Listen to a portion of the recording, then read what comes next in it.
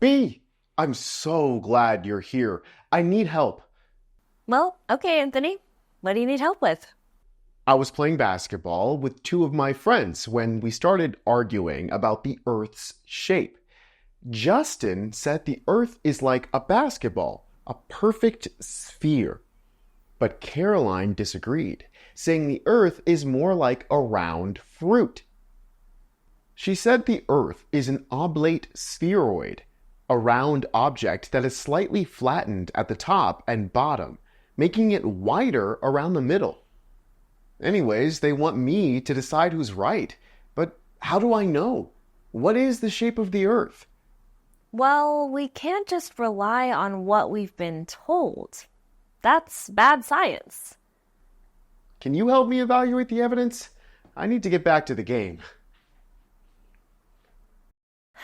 I'll need your help to figure out whose claim is correct. By the end of this lesson, you'll be able to identify the difference between an observation and an inference, explain the difference between quantitative and qualitative data, and evaluate which evidence best supports a claim. It's time for us to uncover the truth about Earth's shape by examining the evidence.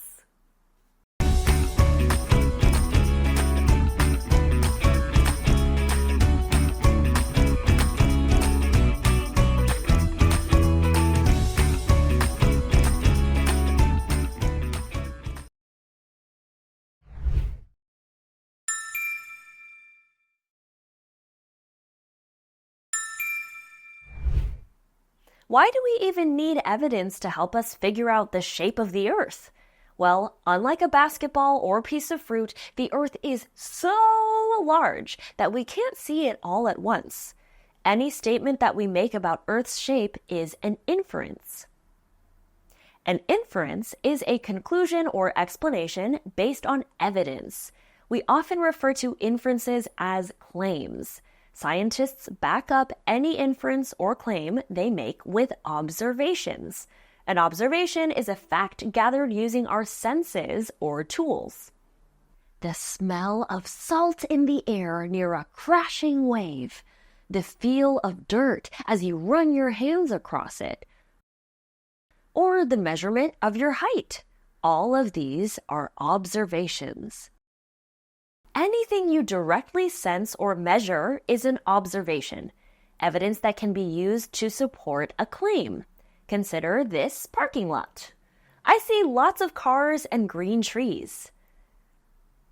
What observations can you make about the sky? You might have noticed the dark clouds. Based on that observation, what inference might you make about the weather forecast? Remember, any inference you make must be based on what you can observe. Pause the video and record your inference in your guided notes.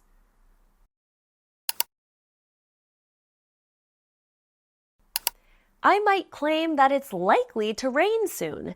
That's an inference based on the dark, gloomy clouds I observed. Observations are the evidence used to form an inference or claim.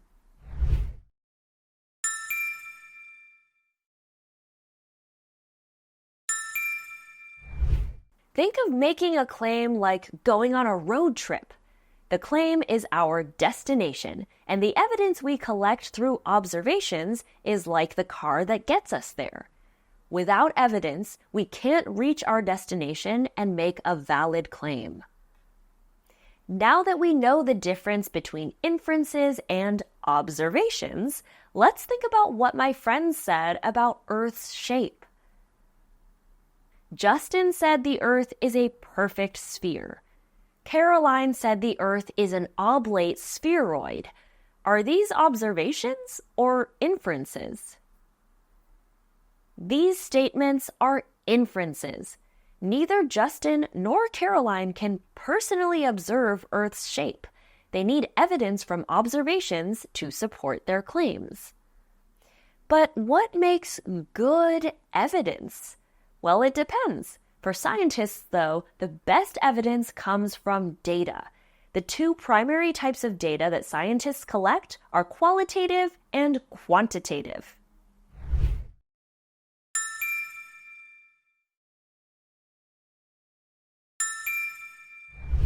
Qualitative data is descriptive information that is not measured with numbers. It describes the qualities or characteristics of what is being observed. For example, saying, "The clouds are dark and puffy," is qualitative data. It describes what the clouds look like. The other type of data is quantitative data, or information that can be measured with numbers. Saying, "The clouds are 500 meters above the ground," is quantitative data because height is measured with numbers. Both types of data have benefits and limitations, and both can make strong evidence if used properly. However, data must be used and interpreted correctly. We need to take caution and carefully consider, does the data actually support the claim? There are a few mistakes that scientists must avoid, such as misusing a correlation. A correlation is when two things seem to be related, but they're not necessarily connected. For example, ice cream sales increase in the summer, as do the number of reported shark sightings. Does that mean buying ice cream causes shark sightings? No! Even though they show similar patterns, the increases in ice cream sales and shark sightings are unrelated to each other. It's hot in the summer, so people buy more ice cream. More people are also at the beach to report shark sightings. A correlation between two things does not mean one caused the other.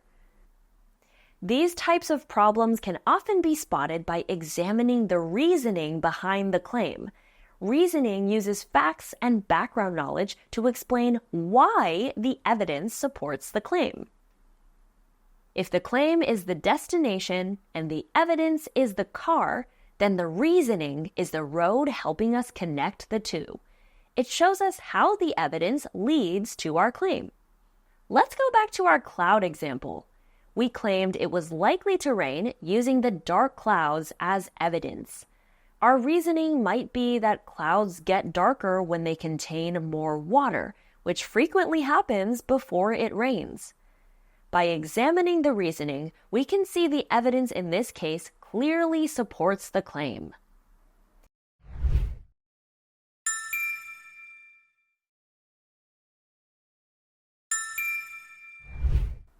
Now it's time to evaluate Justin and Caroline's claims about the shape of the Earth.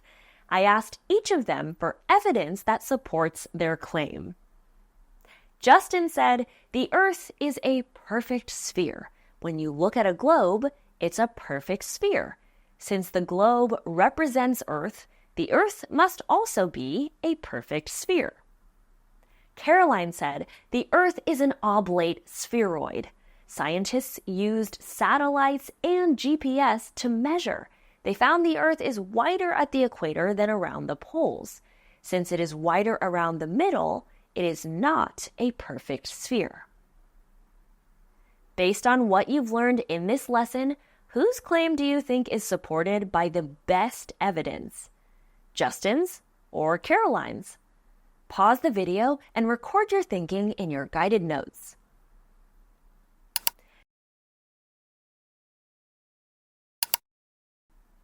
Justin used a correlation between the shape of a globe and the shape of the Earth. However, globes are simplified models and not accurate representations of Earth's shape. His argument shows the danger of using a correlation. However, Caroline made a claim based on data from scientists. There are no red flags here, and Caroline's reasoning is solid. Based on our analysis, I can confidently tell Anthony that Caroline was correct.